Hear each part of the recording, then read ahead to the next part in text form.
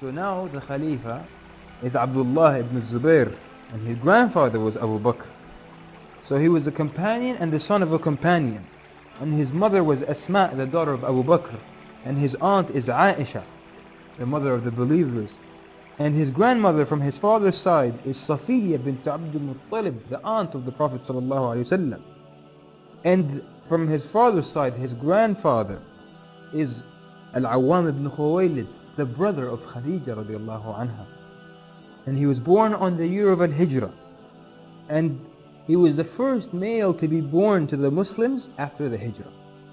Because when the Muslims made Hijrah to Medina, the Jews of Medina spread this rumor, saying that we have done sihr, magic, upon the Muslims, so that they will never have a male child born to them.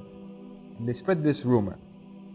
And for a while, after the Muslims arrived in Medina, every time a child is born, it's a female. And every time a male is born, it dies. So the people started to believe that the Jews had put a curse on the Muslims, and that the Muslims are going to end because they can't multiply now. So the people believed it. And around that time, Asma, the daughter of Abu Bakr radiallahu anha, she was in the last days of her pregnancy. She goes into labor and she gives birth to a healthy boy, Abdullah ibn Zubair, and he does not die.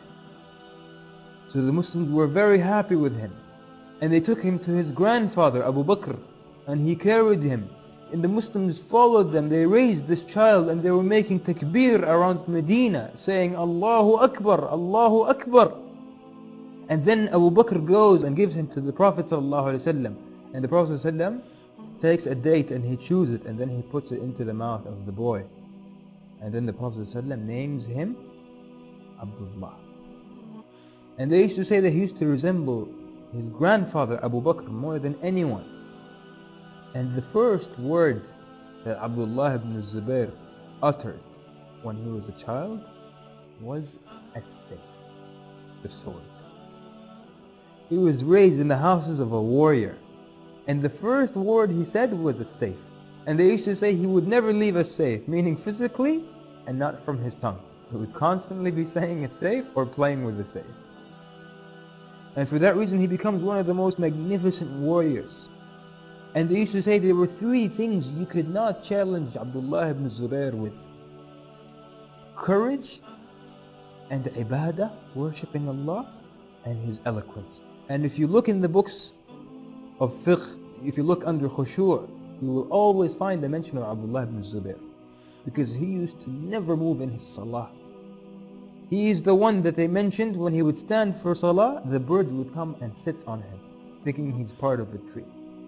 An eyewitness says, one time Abdullah ibn Zubair prostrated, and while he was prostrating, I read Al-Baqarah and Al-Imran and An-Nisa and Al-Ma'idah, and he still didn't raise his head from sujood. So now bay'ah is being given to Abdullah ibn Zubair. He goes to his mother, Asma, the daughter of Abu Bakr radiallahu anha. And he went to his mother, and she was over 100 years old, and she was blind. And when he entered the room, he gave her salam, and she replied to his salam. And then she asked him, where have the men of Al-Hujjaj reached? And he said, Inna fil mawti la raha. He said, oh my mother, in death I will find peace and tranquility.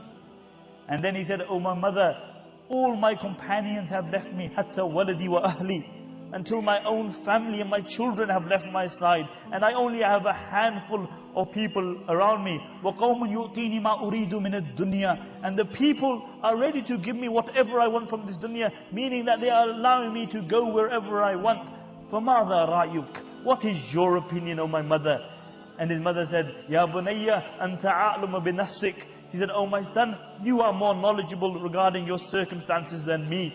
And then she said, but I do say that if you know that you are on the truth, if you know that you are on the truth, then die like your companions. This is her child, and she's telling him that if you are on the truth, then die like your companions died.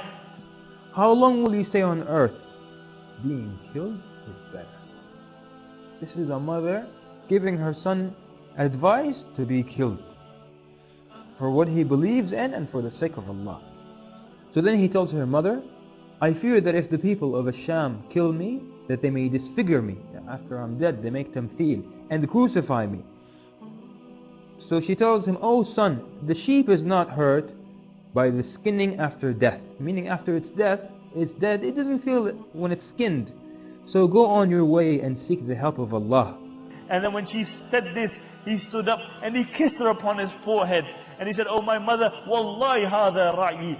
He said, "I swear by Allah, this is my opinion. And I have no desire to live in this dunya, for my aspirations is the hereafter. And all my life I have stood up for the truth. But all I wanted to know is your opinion, so that your opinion strengthens my opinion."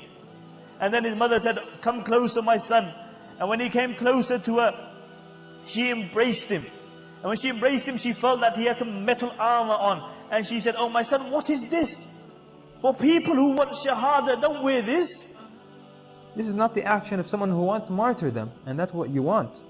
So he tells her, "I only put it on to make you not fear for me, so you would not fear for me." So then she says, "Remove it." And then she tells him, "Tighten your clothes so that your privates may not be uncovered." And he leaves saying, he says, "Inni idha a'rifu yawmi asbiru, wa innama ya'rifu yawmahu al-hurru." He says, "If I know the day I'm going to die, I'll be patient upon that." And she hears him and she says, "Be patient, inshaAllah. Your fathers are Abu Bakr and Zubair, and your mother is Safiya, the daughter of Abdul Muttalib." So he goes out to fight. And the narrations mention that on that day, Abdullah ibn Zubair went out and he fought like 1,000 men. And he fights, and all of his friends fight, and they fought until they were killed, his friends. And the one who was defending Ibn Zubair the most, and fighting the most fiercely and ferociously, and was the last of his friends to die, was Abdullah ibn Zubair. And Abdullah ibn Zubair had run away in the battle of Al-Harra in Medina. We said it was a fierce battle in Medina. He ran away on that day, and this hurt him that he ran away on such a day. And he was fighting and he was saying, "أنا الذي فررت يوم الحرة والحر لا يفر إلا مرة." He was saying, "I am the one who fled during the Harra invasion, and a free man only runs on one occasion." And he refuses to withdraw on this day, the 73rd year after the Hijrah.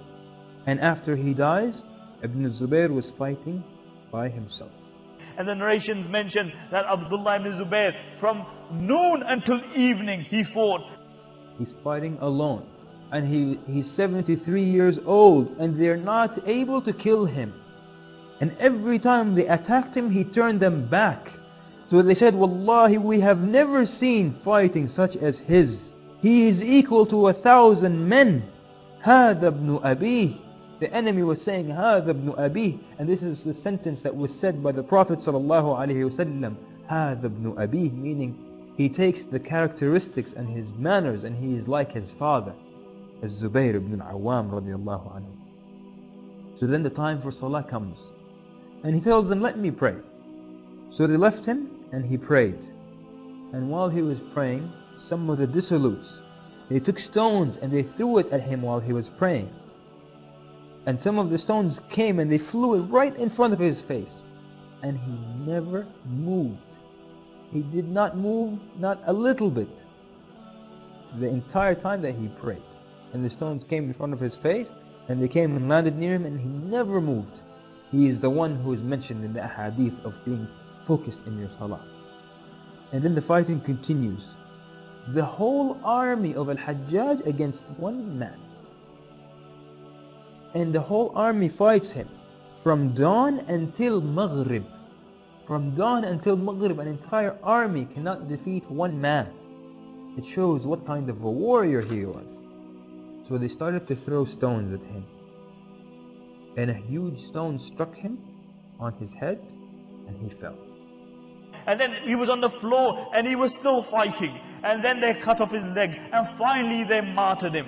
And the narration mentioned that when they martyred him, Makkah erupted with crying. Subhanallah, the day he was born, Medina erupted with happiness. And the day he died, Makkah erupted with crying. And Hujjaj ibn Yusuf as-Saqafi stood up and he said, "O people, know that Abdullah was the best of people. But when he rebelled against the Khalif, then he had to be removed from Makkah. For Adam was best of people, and when he rebelled against the commands of Allah, he was removed from Jannah. And Adam is better than Zubair, and Jannah is better than Makkah. See, twisted people. See, the very nature of twisted people is that they will always give you twisted analogies. And there was no man who was more twisted than Al-Hujjaj ibn Yusuf al-Thaqafi. He was the most twisted of people. And then the narrations mention that Hujjaj, he came to the mother of Abdullah ibn Zubair radiallahu anhu, and he wanted to break her resolve. And he said, how has Allah dealt with his enemy? And Asma radiallahu anhu, these were people who weren't scared of death. He said, you may have corrupted his dunya, but he has corrupted your akhirah. And then Al-Hajjaj took his body and he hung it in the entrance to Mecca. And people would pass by, and Ibn Umar radiallahu anhuma passed by, and the army is making takbir. They're saying, Allahu Akbar, Allahu Akbar. So he said to them, تُكَبِّرُونَ عِنْدَ مَوْتِهِ. You make takbir at his death? Wallahi, I have seen the Muslims making takbir at his birth.